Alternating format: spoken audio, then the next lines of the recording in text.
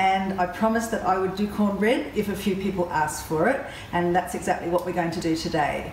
Where I have this recipe is actually in a book that I bought a few years ago as I was studying macrobiotics. I got this book, which is the Hip Chick's Guide to Macrobiotics, and you can probably still order them on Amazon if you want to. Mine's got quite yellowed pages. I've used it a lot. It's a beautiful book. And the cornbread I'm going to show you today is part of a whole recipe that involves a base and a topping, but I'm just extracting this particular part of the recipe. So I've already got my oven on, and it's 200 degrees Celsius, or if you're using fan force, you make it a little bit cooler than that. I've got mine at 180. And I've got my tray already with a piece of baking paper over it, just to help the food not to stick to the base of the tray. This is just an ordinary biscuit tray with low sides. So that's ready and waiting. So the simple principle here is that we're going to bring some wet ingredients together with some dry ingredients, and we're going to mix them together and pop them in the oven. That's it. So we get dry, wet, mix them up, in they go. All right, so the dry ingredients we're using today, we will have a, where's my measuring cup? Here we are, simple measuring cup. And we're going to start with some cornmeal, because that's the basis of cornbread. So it's actually the raw polenta. You could find it, the label might either say polenta or cornmeal, depends where you're buying it from. If I can give you a little close-up of the product here. It's... Can't get it. Okay. All right, just slight camera issue there. It's all right. Anyway, so we're going to do 1 1/4 cups of cornmeal. So that's one, and I'm using a sieve as well, because some of my dry ingredients might get a bit lumpy, and what we want to do is make sure that it blends really well. So 1 1/4 cups are going in here. Oops, I've got my label in there. So 1 1/4, that's a generous quarter. I don't mind if it's not 100% accurate. Okay, we need some whole wheat pastry flour. I'm actually using wholemeal spelt flour, and I like spelt because it's a different, it's a related grain to wheat, but it actually has a less gluten in it, and it's also got more protein in it. And this is an organic spelt flour. So I'm going to need 3/4 cup of this. So we just get that measurement right. That's too much. And take some out. Sorry, that was a bit loud. Okay, that's more like it. 3/4 cup goes in there. And we also need some unbleached white flour. And I happen to have this one here, which is an unbleached Healthy Baker plain flour. That's good enough.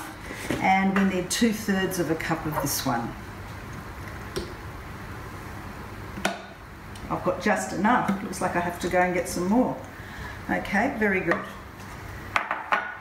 So 2/3 cup of that, and I'm going to need 1 1/2 tablespoons of baking powder, not teaspoons, tablespoons.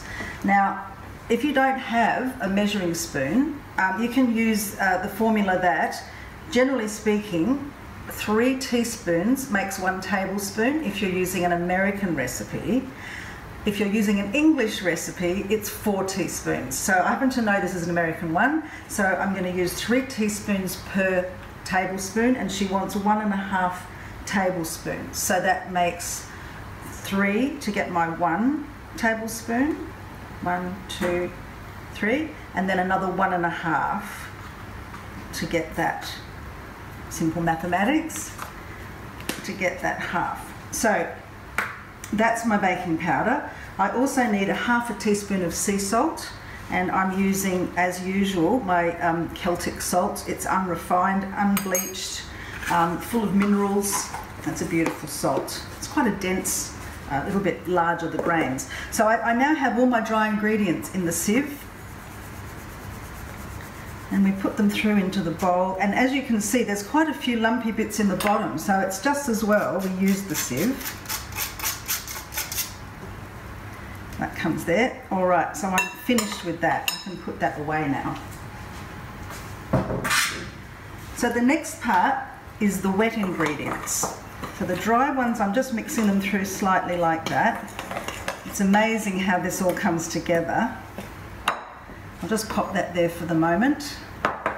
And now what we need here is 1 1/4 cup of half measure, okay, 5/8 of a cup of water. Well, it's just over a half a cup. I've already measured this out beforehand. There we are, that's our generous half cup of water. I need 2/3 of a cup of soy milk. I'll just get that out of the fridge. This is my favourite soy milk. It's Bon Soy. It's got no added sugar in it, and it's delicious. All the best baristas use it. So there's our 2/3 of a cup of soy milk goes in. I need 1/3 of a cup of olive oil, and I just have to pop across and grab the olive oil. 1 second.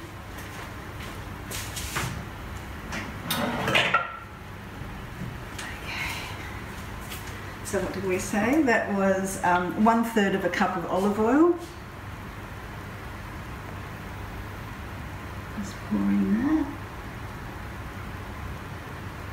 They actually say to use light olive oil, and I don't worry about it. I just use extra virgin olive oil for everything. Keeps it simple. So I use that, and 1/4 of a cup of maple syrup. So this is our only sweetening agent, and I use the pure maple syrup, of course, not some flavoured kind of stuff. So this is from the maple tree, and we want 1/4 of a cup of that. I'm just measuring that out. Now this, even though it has a little bit of sweetening in it, you can use this cornbread in a savoury context, or you can put butter and jam on it if you like. There are many things you can do with this cornbread as a base. So that's our maple syrup. And then finally, our final ingredient, the magic touch, is vanilla extract. So we're going to have just a teaspoon, no, 1/4 of a teaspoon of this. Tiny, tiny little touch. Just gives it a very subtle, special flavour. So just a tiny amount that goes in there.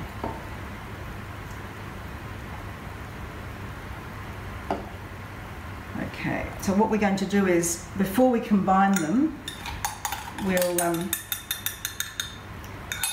give those wet ingredients a bit of a mix through.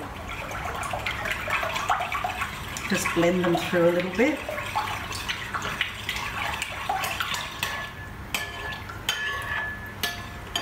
Then we mix them all together. This is the last step before you put it into your pan. So we're just bringing together the wet ingredients and the dry ingredients.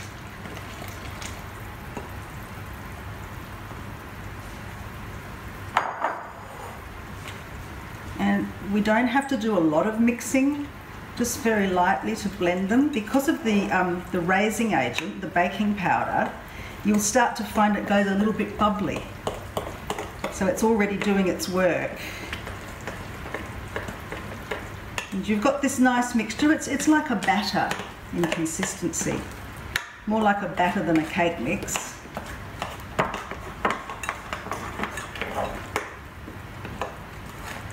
And that's about as much mixing as it needs. So now deposit the mixture into my baking tray.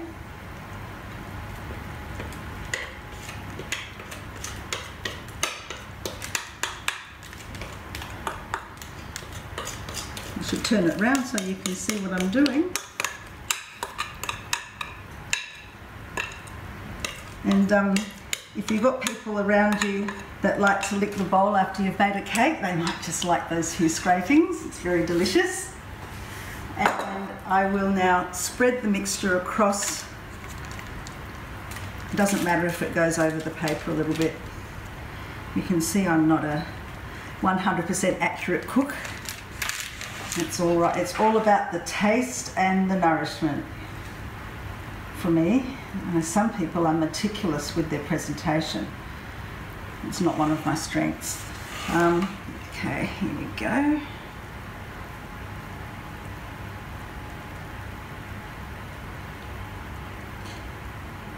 Beautiful. Okay, that's done. And now I'm going to pop it in the oven for about 25 minutes before I'll check it.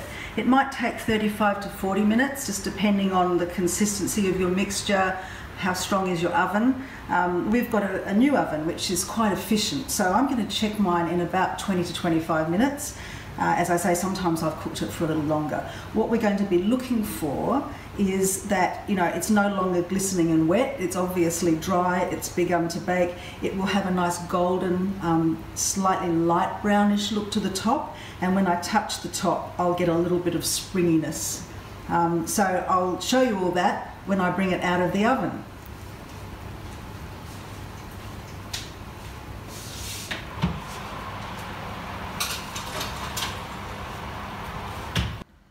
And here we are already. It's only 20 minutes and we have produced this beautiful tray of cornbread.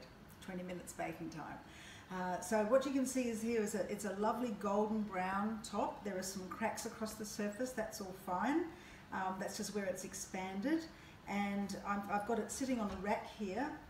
If I want to let it cool a little bit more quickly, I can actually take the bread and slide it out onto this rack. There we are. So it helps speed up the cooling process. And then once it's cool, it's ready to eat. Of course, we can never wait until it's completely cool before we start trying it, because you want to see how nice it is. So I'm just going to cut off a little piece here and show you. It's lovely. It's a little bit more crunchy on the outside and a little bit more doughy on the inside. But that's what it looks like inside. And one of the loveliest ways to eat it for a treat is to put on a little bit of butter, a little bit of jam. I like to use this, there's no such thing as a sugar-free jam, I'm afraid, but at least it's only the fruit sugars, the naturally occurring fruit sugars, and it's an occasional treat. I'm not into making my own jams yet, but that's coming. So here we are, a beautiful homemade treat. You can have it like this, or you could spread your beautiful guacamole onto it that you made before. You can also put it with soups.